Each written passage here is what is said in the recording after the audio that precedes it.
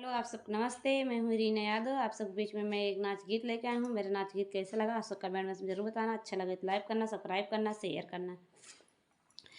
छोड़ दे राज देशवा घर चल आवहो, छोड़ दे राज विदेशवा घर चल आवहो, घर चल आव पिया घर चल आवहो, छोड़ दे राज विदेश घर चल आवहो, घर चल आव सैया घर चल आवहो, छोड़ दे राज देशवा घर चल आवहो।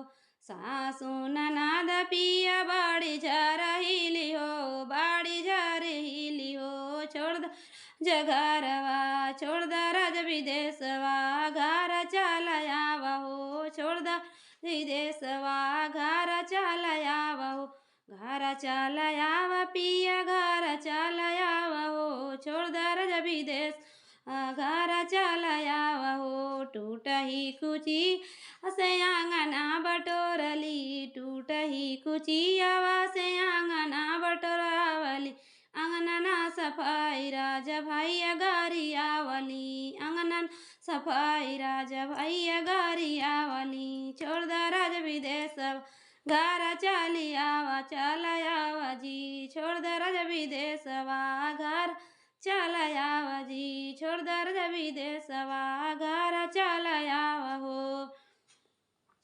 कुआं नाम पानिया भरावे सासु हमसी, कुआं नाम पानिया भरावे सासु हमसी, टूटी गईले राशि टूटी गईले राशि गरी मोर बीरना, टूटी गईले राशि गरी आवे मोर भैया, छोड़ रज विदेशवा घर चल आवहो, छोड़ द रज विदेश घर चल आवहो, छोड़ द रज विदेश घर चल आवहो, घर चल आवहो, छोड़ द रज विदेशवा घर चल आवहो।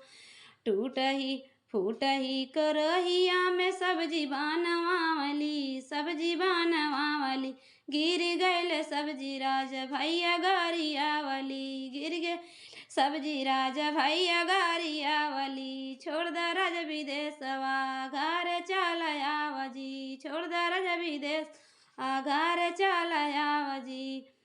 सासू ननद राज बाड़ी झरहिली हो, बाड़ी झरहिली हो, छोड़ द राज सवा घर चल आवजी, छोड़ द राज विदेश घर चल आवजी।